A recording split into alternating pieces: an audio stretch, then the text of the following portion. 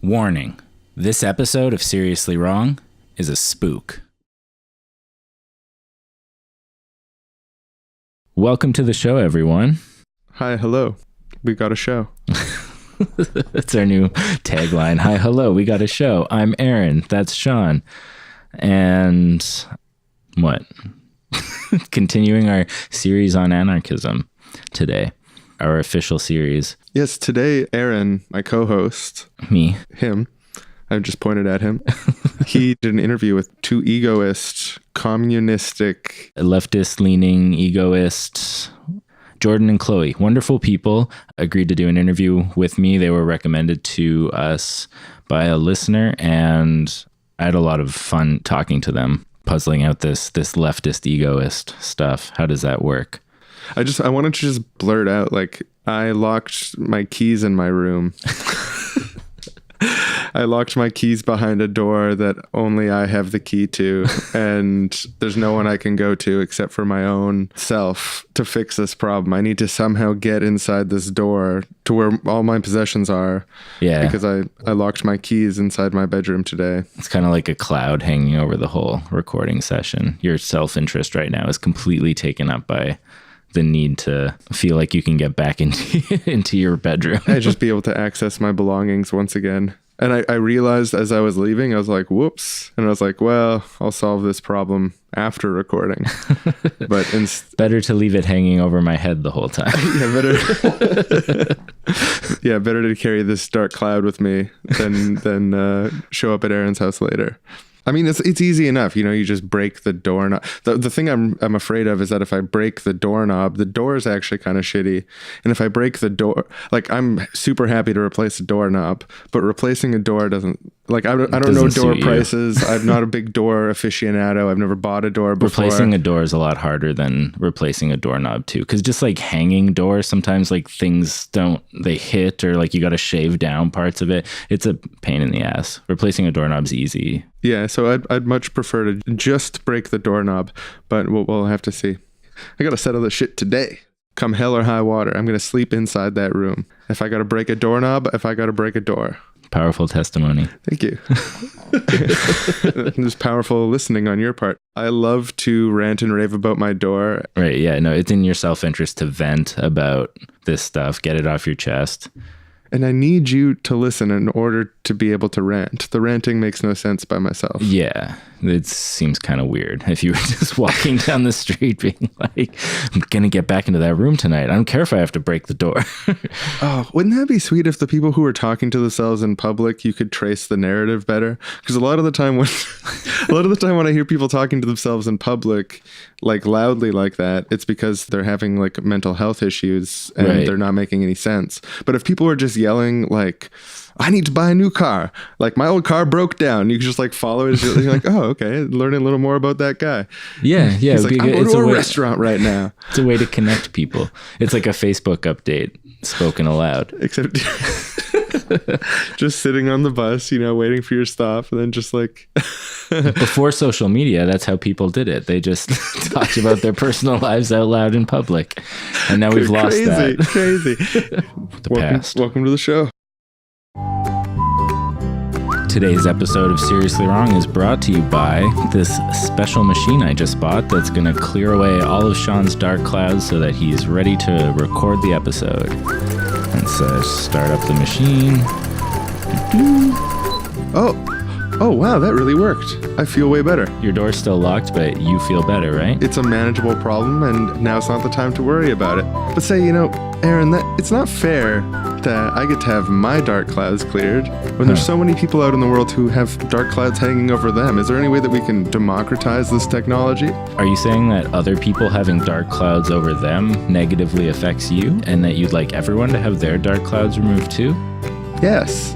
Well, it just so happens that this machine has an everyone switch, or at least everyone listening to this podcast switch. So you're telling me that we can actually clear the dark clouds of the audience right now using this special machine that you got for me? Absolutely. And if you know anyone else with dark clouds in their life, just have them give a listen to this and it'll clear them all right away. So I'll just tune the switch, turn the machine back on. Oh man, so you're telling me that if we count down from 5, everyone's dark clouds are gonna go away? Why don't we just give it a shot? 5, 4, 3, 2, 1! You're wrong, I'm wrong, we are both wrong. Society is wrong and we are wrong. Our bias is wrong, our bias is wrong. And if we tell them that they are all wrong, would that be wrong? 'Cause we know we're seriously wrong. You're wrong, I'm wrong, we are so wrong. Seriously wrong, wrong. We are so seriously wrong. We are so seriously wrong.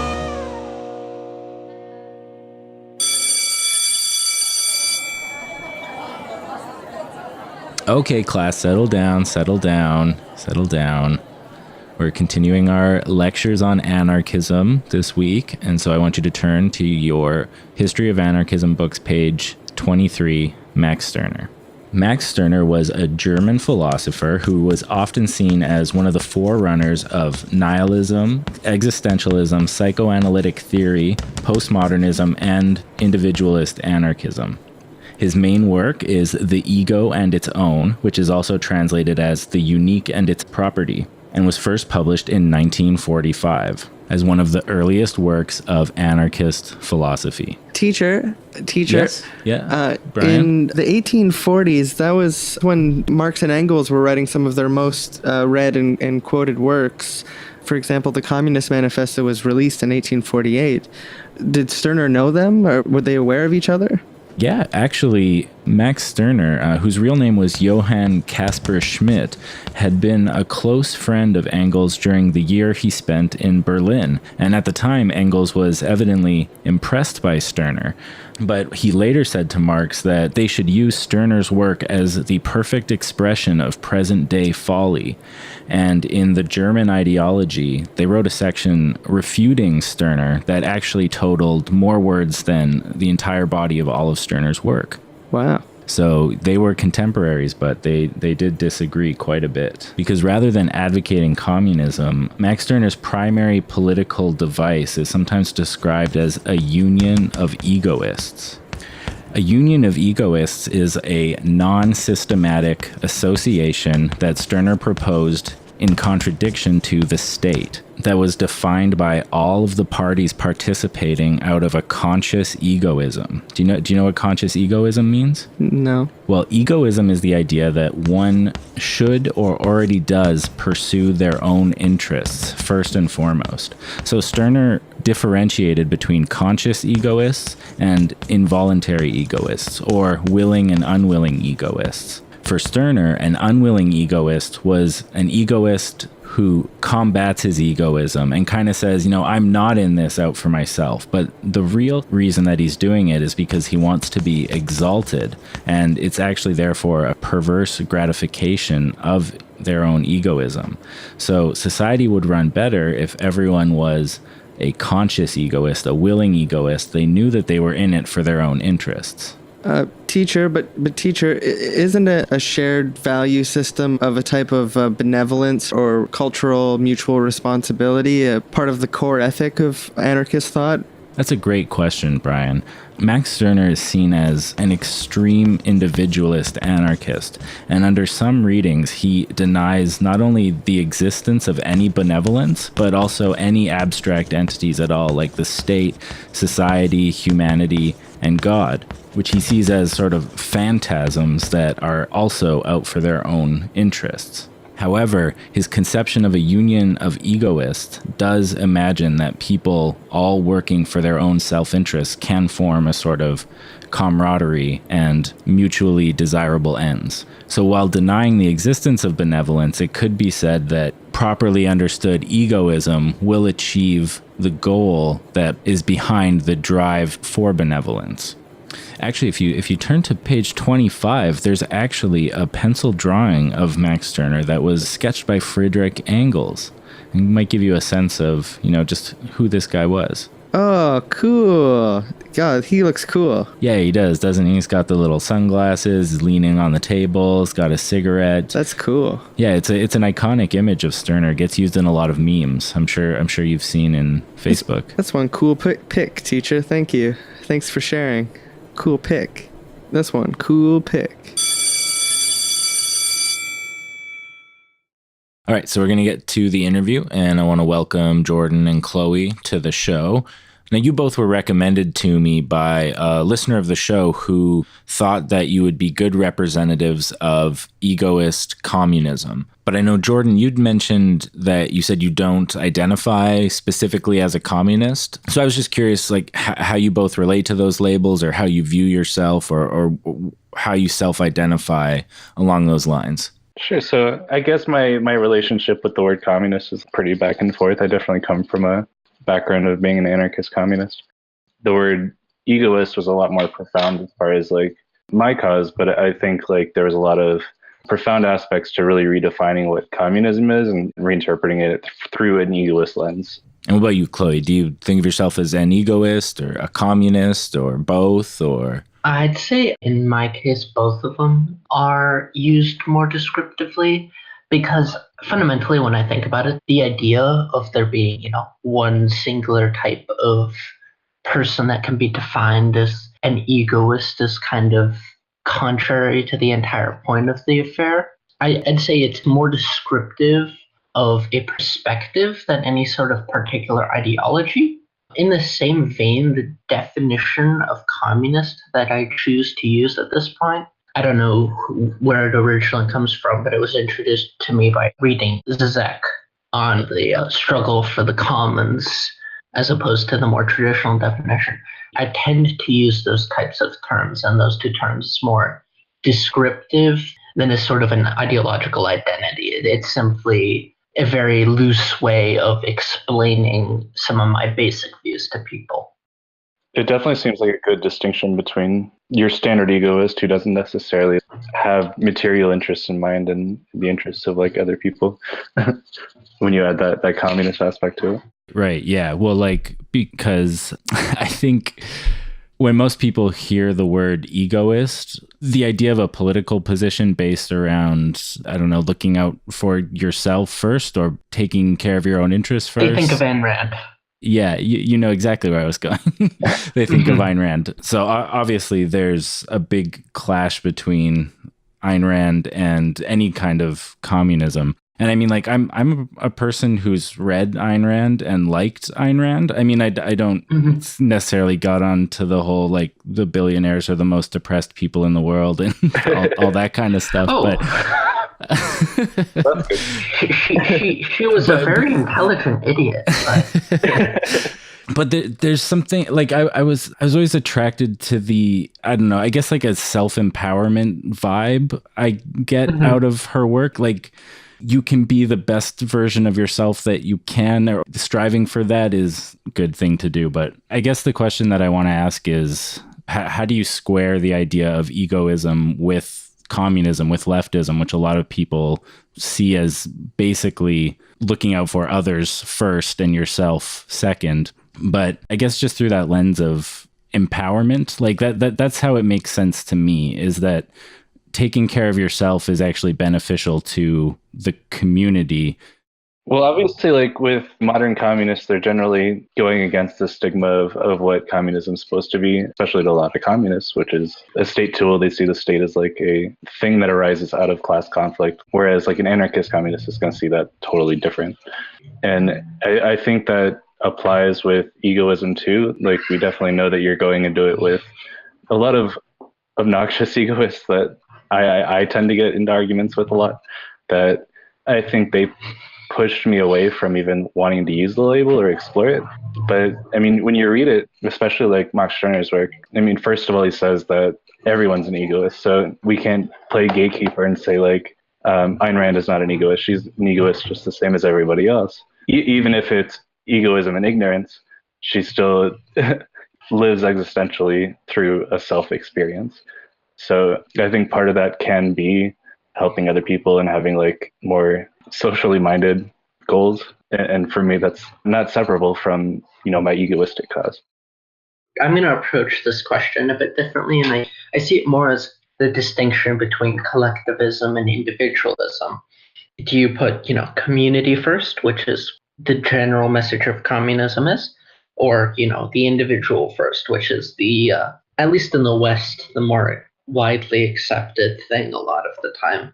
But I think it's important to make a distinction between egoism as far as, philosophical egoism is concerned and traditional individualism, because traditional individualism is rooted mostly in the negative concept of freedom and things like that, whereas Stirner-esque egoist individualism is much more motivated by the idea of, I don't want to live in a society where other people are held back because I'm probably being held back by that society anyway. I personally enjoy being in a society where other people are happy as I am.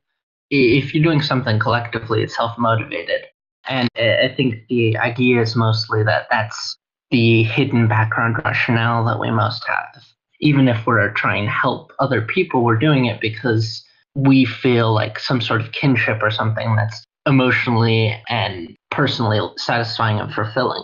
That makes perfect sense to me, that there's an overlap between your own interests and someone else's interests, or like the interests of the others in the same society as you. And first of all, just framing them as always in conflict is dishonest, but also that people take great pleasure in seeing others having success or having the ability to manifest their lives as they would like to, and having those same opportunities for themselves. It's not a zero-sum game. Absolutely. Definitely. Yeah. I think Chloe made a good point previously too, not in this conversation, but she said that egoism is a sort of internalization of the other. So I think that's a good approach to seeing that too. When I see others in pain that I care about, obviously that brings me pain. I see myself in other people, I see them in me. But at the same time too, I do take a more radical monist approach than I think most egoists do. So it's kind of like what I'm hearing you saying is that what makes this kind of egoism leftist is a high sort of level of empathy for other people. I'd say it's fundamentally built on that. Right, because you can't escape your feelings about situations, being just ignorant to other people's pain, not necessarily when it's not in front of you, but when it is, then there's definitely an experience of cognitive dissonance, a disconnect between like how I would feel and what I would want in that situation. So it's almost like empathy out of like selfishness. I hate to rely on Stirner too much, but he has a great little thing he wrote in regards to this where, I'm just going to paraphrase it. He says, like, I love to sing, so I need you for your ears. The idea being that you can only really understand yourself, appreciate yourself, and enjoy doing things if you have someone else to appreciate you. And of course, that lends itself to a mutualistic relationship between people where they are only able to derive satisfaction when they're not completely isolated. And that itself is motivation enough to create a more just and equal society, because we fundamentally rely on other people in order to be happy ourselves. So how do you feel about times when the interests of you or some other individual does start to come into major conflict with a large group of people, say, in the society? I definitely understand the case that, often those interests are in alignment, and then that's a nice thing for saying, oh, I have this egoist perspective and I'm also in favor of leftist political goals. But what if they're not? Absolutely, there's bound to be some form of conflict that's virtually inevitable. But of course, you have to ask yourself the question, what are you coming into conflict with? Are you really coming into conflict with the best interests of everyone else? Or is there a possibility that either A, you are misunderstanding what is really in your own interest and that you need to take a step back and think about what you want and what you're doing? Or is there some sort of social institution, some sort of idea pervasive in society that is ultimately harmful, but most people are passively okay with because they don't actually think about the implications of it. Just for the sake of an example, say we have a very homophobic society and someone is a homosexual, then the question of, oh, is it selfish for him to rebel against what everyone else in that society wants, even though there's more of them than him, is, well, no, because ultimately their own homophobia is a detriment to everyone in that society. They just are not capable of thinking about it from that perspective. I mean, and of course there are cases where, oh, I want something, but I'm going to have to harm someone to get it. And that is just kind of something we'd want to minimize, of course, but that's just how life is sometimes. Sure. You get to a point where for someone to gain, someone has to lose something.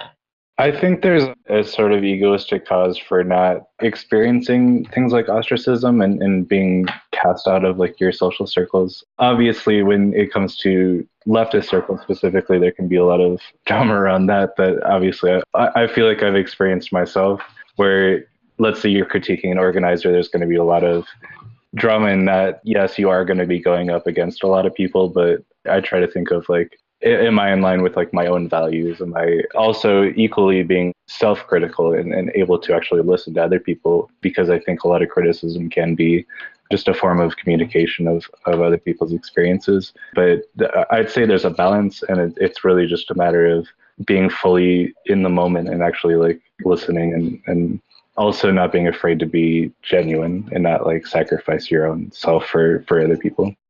Something Chloe said with the example of a homophobic society and a gay person, or like, I guess, saying that having these homophobic beliefs is actually detrimental to everyone, even if they don't see it as detrimental to themselves. I guess what I'm trying to ask is, how do you know what's best for yourself? You also mentioned like, oh, maybe you need to reflect on whether you're actually acting in your own self-interest. You might be confused about that. So like, is there some methodology or like some way that you see for determining that? Like who's wrong in that instance? Well, I think that's part of it is when you move away from more moralistic aspects, it's not really a matter of necessarily right and wrong, because everyone's going to have a different opinion of that. But taking it back to the subject of being queer, I realized I was queer when I was like 12, 13, obviously like earlier than a lot of people do. But in that whole experience was going up against the beliefs and comfort level of basically everyone I knew. And so it's really just a matter of listening to myself. And part of that can be noticing a sort of cognitive dissonance when your own actions and beliefs are contradictory to how others express their feelings as well. So obviously, I have situations where I have hurt others, I've been toxic, and I've needed to go back and reflect, but there's not necessarily a methodology that I would use to employ that aside from just objective analysis. I'd say personally that, unfortunately, it's not an easy question to answer, and if we were able to answer it better, then obviously things would be a lot easier for everyone. But, everyone has their different methods. I know a lot of egoists are into the more esoteric Eastern philosophies, especially Taoism. That's a big one. Personally, I tend to approach my problems, I guess I could put them, from a Socratic or some form of dialectic angle and challenge my own positions on things until I feel like I have done enough to where if anyone challenged my positions, I could defend myself. And if I weren't able to, then that's when I would, again, go back to questioning my beliefs and what I'm doing. Yeah, that makes a lot of sense to me. You articulate your positions best as you can, and then bump them up against other people's and see if you have answers for their objections, or if they have answers for your objections, and try to course correct accordingly. Yep, absolutely. And I mean, it comes back to needing other people to some degree, because it's impossible to think in a vacuum. Because if you do, you end up taking every single one of your beliefs as completely true without ever being capable of challenging them. Because you have nothing to challenge them with. Yeah, right. Yeah, and I mean, there's going to be a lot of situations where you would have criticism yourself of the actions and beliefs of other people, and you try to appeal to their emotional intelligence too and try to have them hear you out in your experiences and your narrative. It doesn't always work, but I do think egoism gives you a better understanding of why that might be the case, including why people cave to ignorance to other people's experience. What do you mean? Cave to ignorance of other people's experience? Because they're, always in it for their own interest. And I think that's where Stirner specifically makes the distinction between willing egoists and unwilling egoists, where unwilling egoists are still egoists, but they, in their actions and their ignorance and their rejection of every other being in existence that is necessary for their existence to even happen, they give up their own self-interest in a way that's ironically like still in their self-interest. Like when you go back to like the egoist communist books, they try to distinguish between regular egoists and then narrow egoists, or egotists, if you will. Hey, Shawn, now that your black cloud is gone, I was thinking, I think it'd be in my self-interest to have a glass of wine, sit down by the fire, and trade some of our favorite Max Stirner quotes. Do you think that'd be in your self-interest? It sounds to me like it's in my self-interest. That's a great idea. Red or white wine? Ooh, red, please. Sure. Got a great bottle here. It's a 1945. It's great. That's wonderful. Get my book of Stirner quotes here.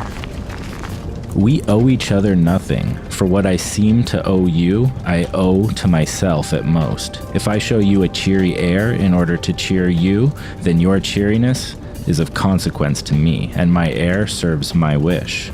Ooh, that's a good one. It got shivers. Whoever will be free must make himself free. Freedom is no fairy gift to fall into a man's lap. Yeah, no fairies bringing gifts. Get over it. What do you think? That's some sort of fairy gift that's going to be brought to your lap? I got news for you. You know, this one, short and sweet. The people is dead. Good day, self. That quote's so lit. Especially with, I have to compliment you in front of the fire right now. The way that you delivered that really sold it. Oh, thanks. Freedom awakens your rage against everything that is not you. Egoism calls you to joy over yourselves, to self-enjoyment. Ooh, oh, I love self-enjoyment and I love joy. It's way better than rage. Yeah, rage, that's out. Self-enjoyment, that's in. Oh, it's a nice thought to think that by the fire. Love it. Oh, do you want some more wine? Fill it up. Just a little touch up to the top there. It's warm. Fire's warm. Revolution is aimed at new arrangements. Insurrection leads us to no longer let ourselves be arranged, but to arrange ourselves and set no glittering hope on institutions. Liberty of the people is not my liberty. Now it is clear God only cares for what is his, busies himself only with himself, thinks only of himself, and has only himself before his eyes. Woe to all that is not well pleasing to him. He serves no higher person and satisfies only himself. His cause is a purely egoistic cause. He who is infatuated with humanity leaves persons out of account so far as that infatuation extends, and floats in an ideal, sacred interest. Humanity, you see, is not a person, but an ideal, a spook. Oh, and this one is my absolute favorite. I think maybe we'll end with this one and then we can just sit and sip our wine and watch the fire. That sounds like a peaceful and self-interested end to what's been a great session of reading quotes back and forth as friends in front of the fire. The state calls its own violence law, but that of the individual, crime. Ooh, that's a good one. I wish I could have Stirner talking that dirty anarchism to me all day, but it's time to put away the book and just relax with my friend. Just enjoy the wine, enjoy the fire, enjoy the friendship. What more could you ask for? This is self-interest. It's a shared Not self-interest. much. Yeah, it's a union of egoists. You and I are both egoists here, and we're experiencing union by the fire. I like to talk, and you like to listen to me talk. You like to talk, I like to listen to you talk. All those interests are super aligned. That's really sweet. Yeah, definitely. More wine? you know it.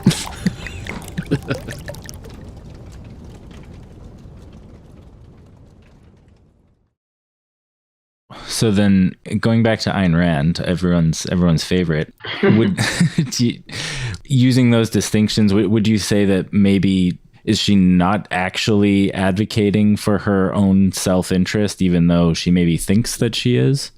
I would say it's less of, oh, well, she doesn't know what her own self-interest is. It's that she's universalizing this form of morality without herself being able to or willing to understand anyone else. What she essentially is doing is, instead of recognizing that there is a difference that separates people, which, is kind of the conceit that the willing egoist makes, that, okay, I'm separated kind of by my very own nature from other people. I can't understand them perfectly. They can't understand me.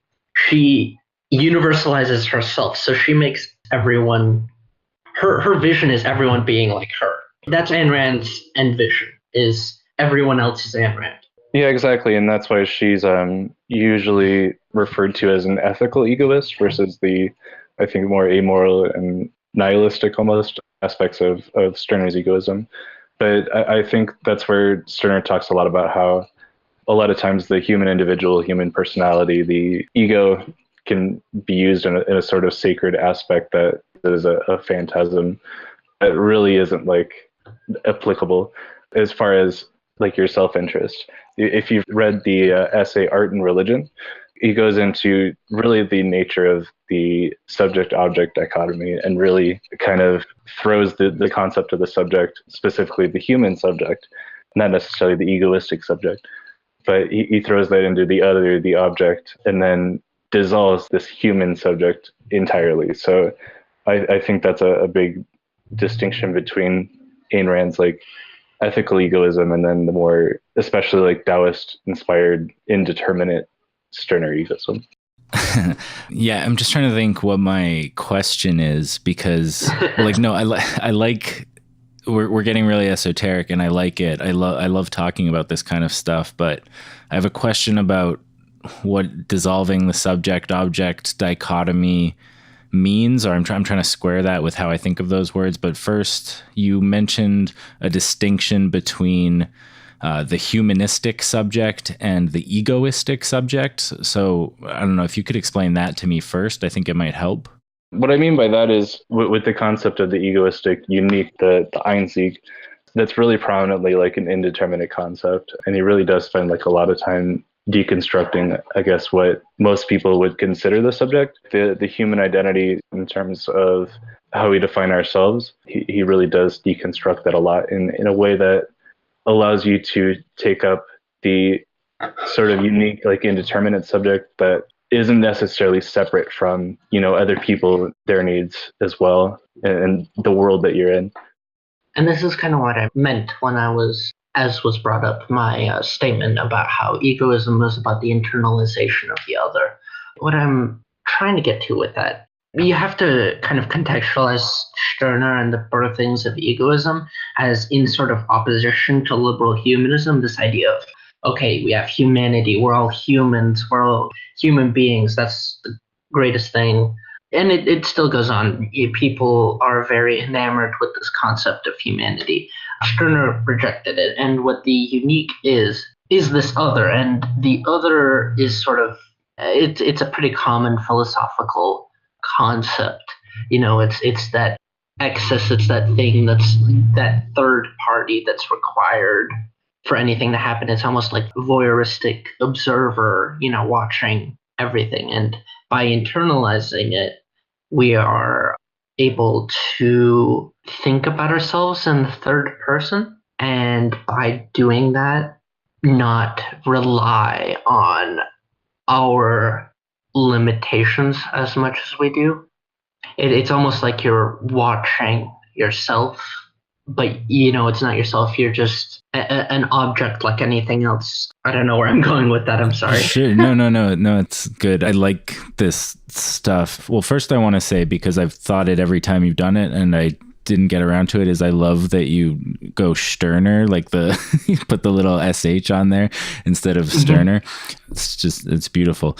But the other thing, and okay, so I had asked about the egoistic subject, and it became clear, I think, as you were talking, that is a sort of synonym for the unique, Stirner's concept of the unique. So I wanted to get back to that. But first, I wanted to ask about the subject-object dichotomy, because when I think about that, I'm usually thinking about it in terms of the realm of experience, and the subject being that which is experiencing, and the object being all of that which you're seeing as experienced. So I can place that pretty easily onto what you were just saying, Chloe, of internalizing the other as being sort of a way of observing yourself, as like not just considering yourself as a subject, but also as an object in the world, like anything else. Right. And like when you say there's still that distinction between the experiencer and experience itself, I think that's a good time to point out the title of the book, obviously, is The Unique and Its Property. And that's kind of still what it is the experiencer and then the experienced. Right. So the unique is the experiencer, and its property is all that it experiences. Going back to that essay, Art and Religion, he says specifically, you throw everything that you consider intrinsic to your identity into that other. So the human, its ego, its personality, you consider that something other. The thoughts that you hear and you think you create, you detach from that and consider that the same other. And then when you do that, it sort of crushes your usual perception of what the subject or the experiencer is, and it leaves only this sort of indeterminate Taoist, sort of like a non-subject, but still a subject at the same time. I actually think here where Stirner becomes the most synthesizable with communism, in that a lot of what he's essentially trying to do by, saying, okay, you're not just you, but you're also your property, but property in the sense of all of your experiences, your memories, your relationship with objects more than the physical thing themselves. For example, I could say I own everything that I've ever interacted with. And that, unlike most descriptions of property, doesn't mean, no one else. Like, I can say from that perspective, everyone owns everything, but it's not that they share everything. It's that everyone has a completely different relationship to every other object than I do. So I could look at a painting and I own what I'm feeling when I'm looking at that painting. So when I say I own the painting as far as it relates to myself, but someone else owns the painting as it relates to themselves. And, you get this whole kind of approach towards pretty much everything as more of an experience and utility-based one rather than the more traditional, I own this, so it's mine and no one else can have it kind of conception of property. Because, it's kind of difficult to translate the word property. But if one thinks of the term property more as quality, as in some sort of quality you have, or the quality of an object, then I think it becomes a lot more understandable what Stirner is saying. Yeah, interesting. I'd never thought about those two kinds of ways which people use the word property. Like objects have certain properties or as you put it, qualities, but also the more conventional political notion of like, this is my property, so I have complete control over this object. But this idea of the unique is something that is very prominent in Stirner, from what I understand, and it's always capitalized. Unique. It's one of those words in his philosophy that has a special density. Mm-hmm. And I don't know if what we've said so far has given people a really good idea of what that means. I'd say specifically it's about sort of a limitation of trying to express who we are in a linguistic manner, in a conceptual manner, because the unique is supposed to be specifically an indeterminate, almost non-concept of who you are, because what you are is this transitory, once in a universe thing that is not fully captured when I say the name Jordan or the name Chloe. That points to us as the beings, as the uniques of who we're talking about, but it doesn't fully capture who we are. There's other people named Jordan, and I'm a completely different being from who they are. And I think that's where the unique comes in. It's this way of pointing to the linguistic limitations of trying to express through language, what we're trying to refer to. Absolutely. And to borrow Stirner's words, he specifically says that you are a creative nothing, not in the sense that you aren't anything, but that nothing can explain what you are.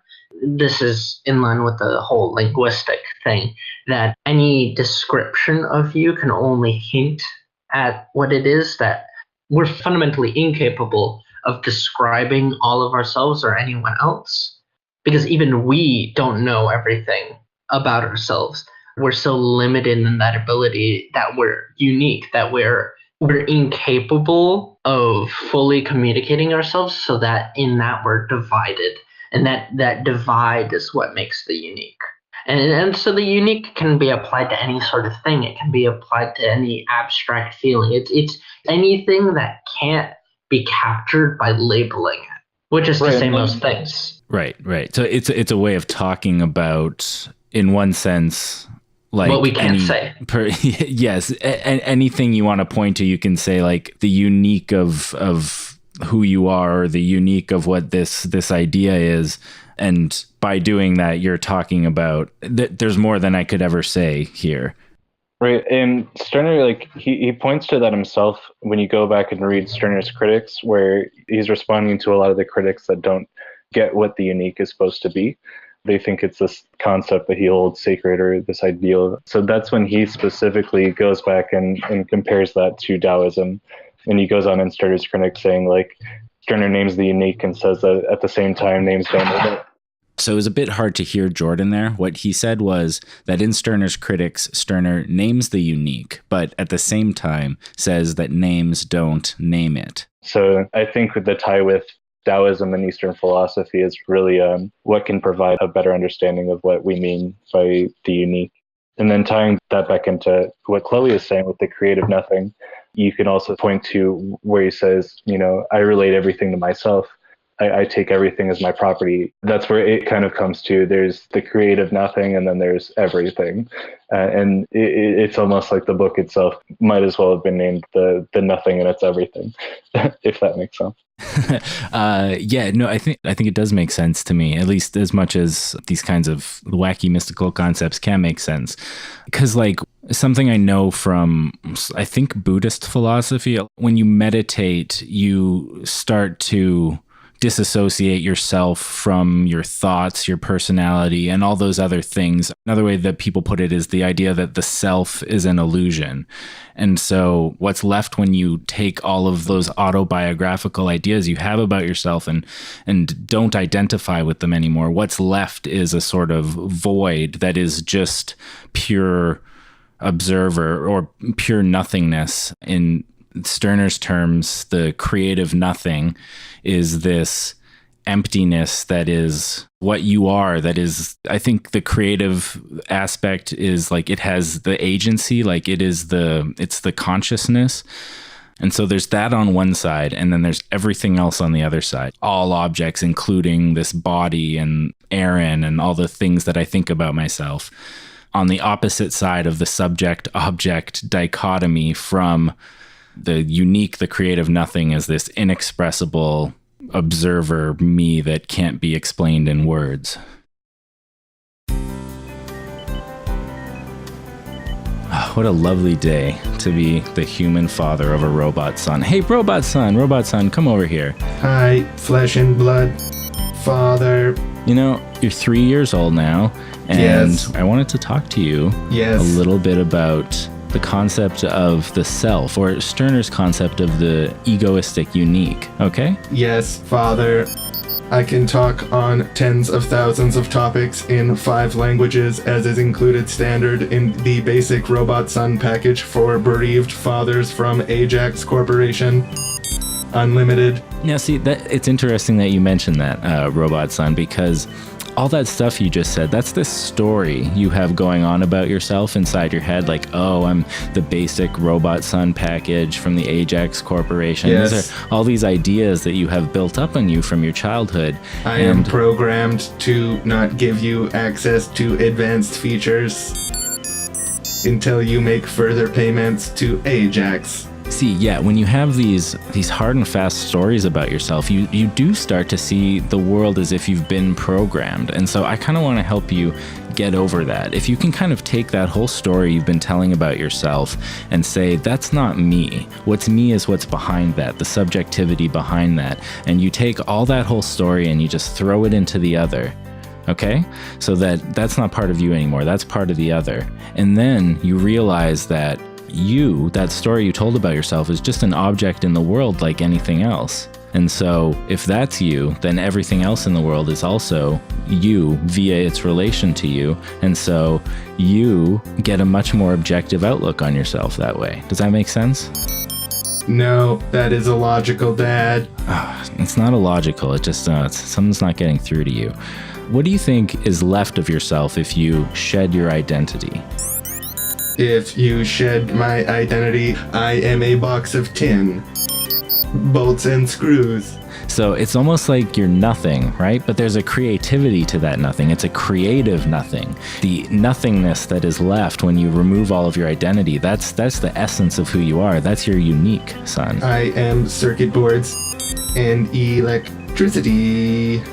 Dad. Bolts and screws. You know, you always crack me up with this bolts and screws, nuts and bits. When I look inwards and try to find love, I find only coldness at basic package. You know what? Fine, we'll continue our talk on Stirner tomorrow. Do you want to go get some ice cream with me? Go to the ice cream shop with your dad? Yes, Dad. Desire for ice cream is included in the basic package.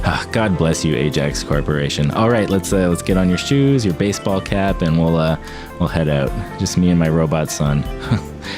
Whew, life couldn't be better. Saying yes to life. I love you. What does this mean, saying yes to life? Just give it a try, son. You know, I'm just gonna wink at you and say, give it a try.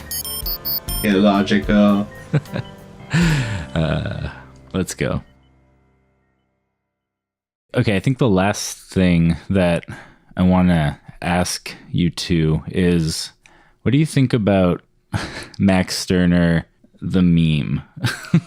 Like, calling everything spooks, got some sunglasses on, kind of above it all, maybe some meme arrows, making fun of people who think that morality, or basically that any concept has any meaning. And until recently, that was mostly what my experience of Stirner is. And I think that's probably true for a lot of people listening to this. So I don't know, just what is your experience of Max Stirner, the meme, and like, how does it compare to what you actually think about your ideas or his ideas?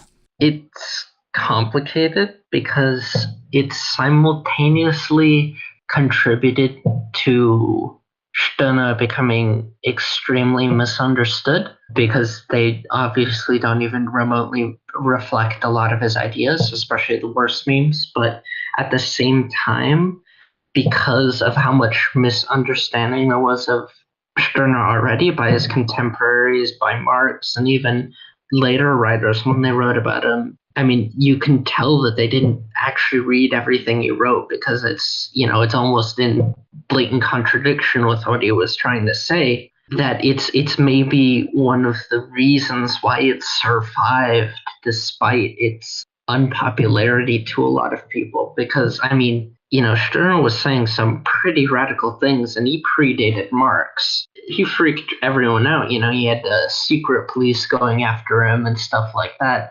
So maybe the memes, as bad as they can be, were necessary for the survival of something as radical as egoism until now. Right. Exactly, and I think recently, Wolfe specifically, when he came out with his new translation of The Unique and Its Proper, he distinguished the usual misconceptions people have that relate back to Byington's translation of Der Einzig as the ego. And that's not a proper translation of it. If you look in Spanish, if you look in French, Japanese, all these other languages, it's always been the unique. And that's definitely a more applicable translation. When I gave that an extensive read, when I went back and read The Ego in Its Own by Byington, especially when you go and look at the breakdown by Stirner himself in Stirner's Critics, he is saying something that is oftentimes totally different than what you get in the memes. So that's what I noticed myself, and that's why I started the Glitchy Egoist page, because I wanted to disrupt these standard egoist memes that were out there, because I thought that they were giving a false portrayal and false interpretation of what egoism is. I definitely tried to play the part of like a polemic in standard egoist meme ideology. And I mean, partially, I think it's even less, the fault of any individual translating them, because even Wolfie's translation, as good as it is, and as much better as it is, still has issues. It fundamentally comes down to the problem that not only was it written in German, but it was also written with a lot of very contextual and very in the German style sarcasm that doesn't translate that well. Like, someone could read what Stirner wrote and say, oh my gosh, he's being super racist. He's calling all these people mongoloids because he thinks they're worse than him. But he's really doing it because he's criticizing all the German people for being self-important and thinking Germans are better than everyone else. So there's a great deal of irony that's lost in translation and lost because of time.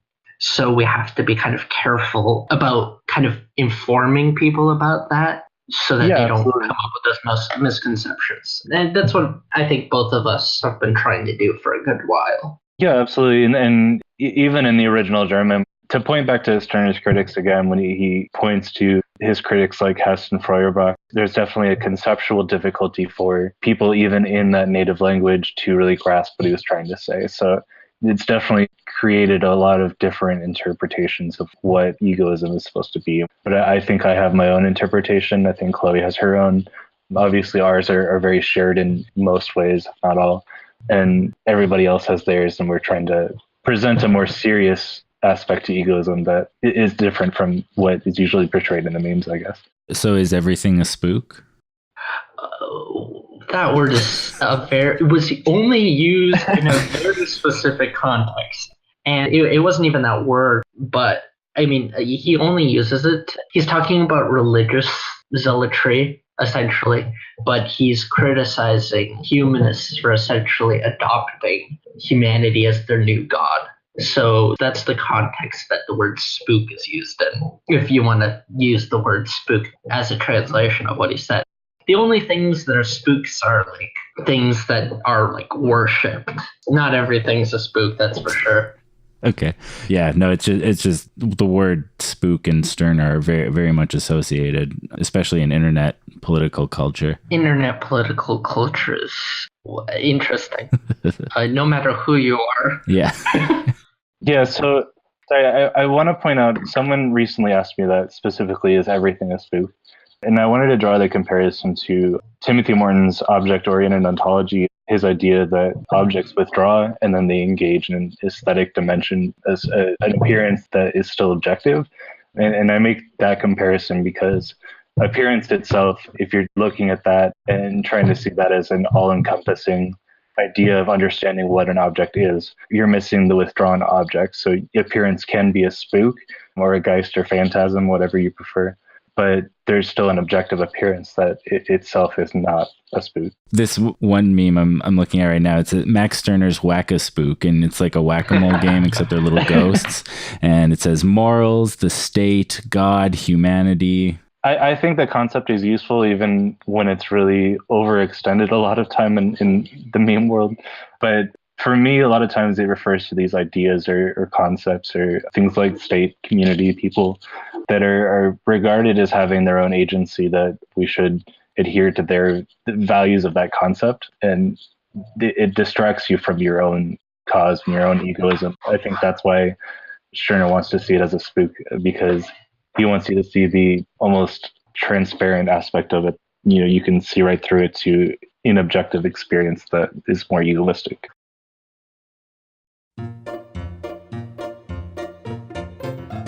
Keegan, can you come upstairs for a minute? Yeah, Dad. Now, son, don't sigh at me. You remember what we agreed to do today, right? We gotta clean the spooks out of the attic. We're gonna clean the spooks out of the attic. That's right. And I don't want to hear you complaining about it. Okay? Oh, why can't Mom clean out the stupid spooks at her own stupid attic? Your mother doesn't ask us for a lot. She's the breadwinner of the house, a high-powered lawyer. She does the cooking, she does the cleaning, she does the grocery shopping. She takes your 2 dogs for their walks. Mm-hmm. She does all the repair work around the house. She does the decorating. She knows who to send the Christmas cards to. And all she asks me to take care of is the ideas, the philosophical cohesion behind the household. So, once a year we gotta go and clean the spooks out of the attic. And I don't want to hear another word about it. Okay, yeah, all right. Yeah. And you tell your mother you love her when she gets home. Dad, actually, I think I can feel compelled to tell my mom I love her on my own, by my own compulsion. You really are my son, aren't you? That's great. All right, we'll just walk up the stairs here. I'll open the door to the attic. Property rights are eternal and etched into the nature of reality. All right, son, now just keep your head down. Don't let any of them hit you. We must do what's right for humanity. Oh, yeah, there's just some spooky spooks flying around. It's ideal to merge your identity with the state. Okay, Dad, so should we burn sage first, or should we set up the circle of candles? First, we gotta burn the sage to keep It's them right, because it's law. off our backs while we use the candles to build a circle of protection for us. Right.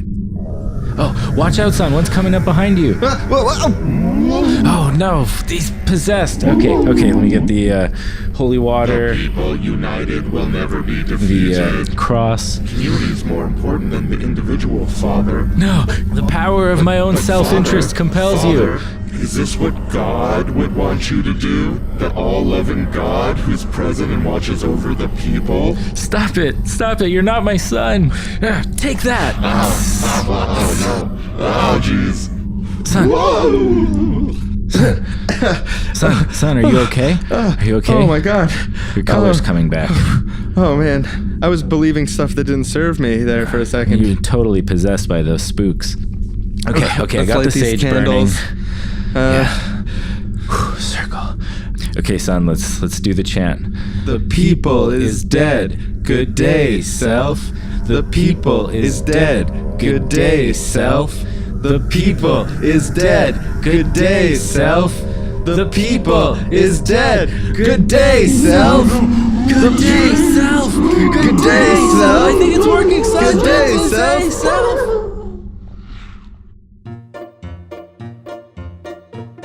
Oh, great job, Dad. Thanks, son. That's where all that hard philosophy work comes into play. Yeah, you're a real clear-thinking patriarch, and it's just been such a positive male role model. Oh, thank That's you. what I'm trying to say, is that you've been such a positive male role model to me as a kid. So thank you. Oh, you're welcome, son. I only did That's it for myself because I knew it would make me happy to see you have a positive male role model in your life. So, yeah, I'm just gonna say you're welcome to myself. That clear-eyedness, that lack of dogmatism, even in your explanation. Mamma mia, that is good. I love you, son. Love you too, Dad.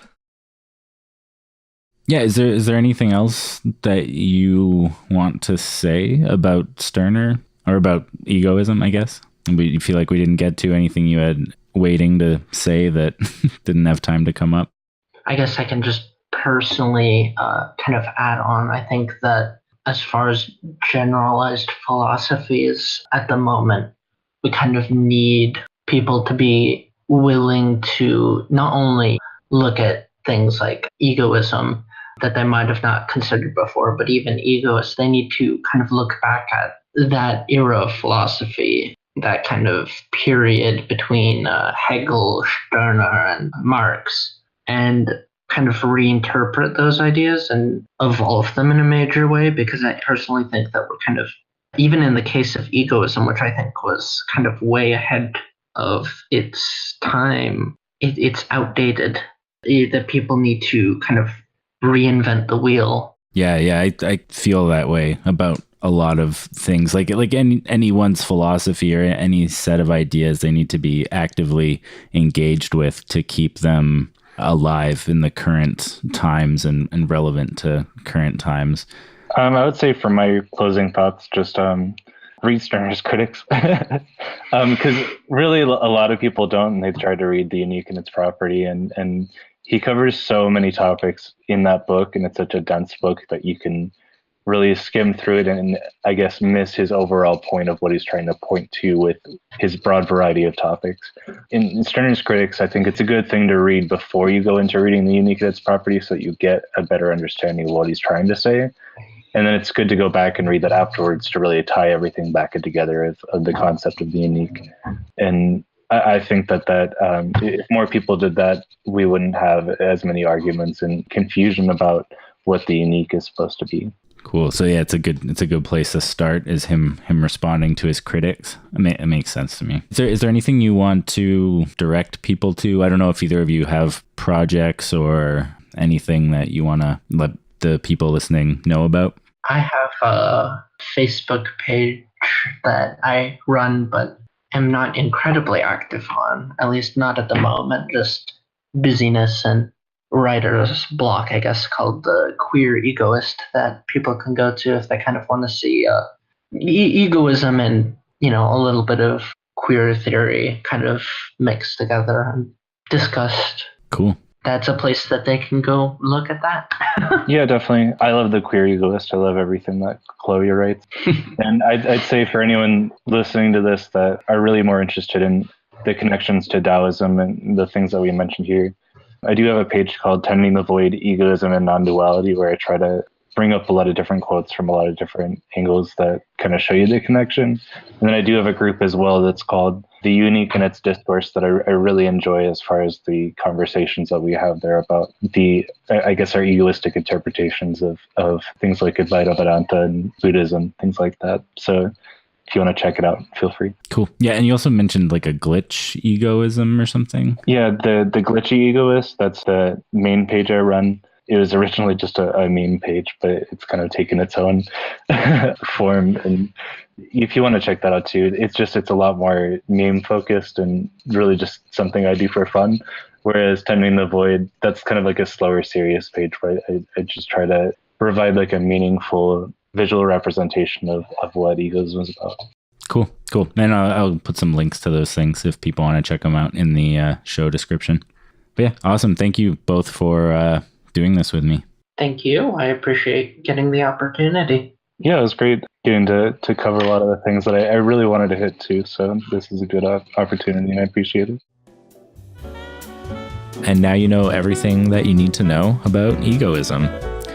So friends, lovers, listeners, disembodied beings who are floating outside themselves and observing everything objectively, thank you all for listening to this episode. It was a blast making it, and I did it for you. I like to speak, and so I need your ears. Right, Shawn? Yes. Yeah, that is true about Aaron. It's Yeah. true about myself as well. We love to broadcast. And you can't broadcast unless being I mean received. you can. I guess so, yeah. Like We into could post a space or thing on something. post a thing on iTunes, but just literally tell no one about it ever. Yeah, and make the title of the podcast a bunch of random characters. Uh-huh. And We could be broadcasting publicly available, but like make sure nobody ever hears it. just, do work to make it inaccessible while still making it technically publicly available. Always there's- watching those download numbers and hoping we stay at 0. If we get even 1, it's a failure. Anyway, thanks for listening. Thanks, Jordan and Chloe, for coming on. If you like what we do have a Patreon page, and there are bonus episodes. We actually just did a bonus episode that is amazing. It's a mandatory listen, but unfortunately it's by circumstance behind a paywall. So something is both mandatory and it costs money. And don't shoot the messenger, but that's, yeah. It's just the nature of the universe is how it's all laid out. Well, let me explain it this way. It's in my self-interest to put it behind the paywall. And it's in your self-interest to head over to Patreon, you send us that sweet $6. It's sweet six. The sweet $6, and get those secret, seriously wrong episodes. Yeah, and that's in your interest, because us having access to some material resources as a result of this effort allows us to produce more in the future and continue to improve. yeah. Thanks for listening. You're wrong, I'm wrong, we are both wrong. Society is wrong and we are wrong. Our bias is wrong, our bias is wrong. And if we tell them that they are all wrong, would that be wrong? 'Cause we know we're seriously wrong. You're wrong, I'm wrong, we are so wrong. Seriously wrong, wrong, we are so seriously wrong. We are so seriously wrong. So it's been a week. Did you get your door open? You borrowed my hammer. So I did attempt to use the hammer to break the doorknob. It did not work at all. Oh. I tried a couple different ways. I got some like space from the wall and stuff. I dented it pretty bad. I could see inside of the doorknob, but there was no place I could get to where there would be like a screw I could undo or something like that to make it fall apart.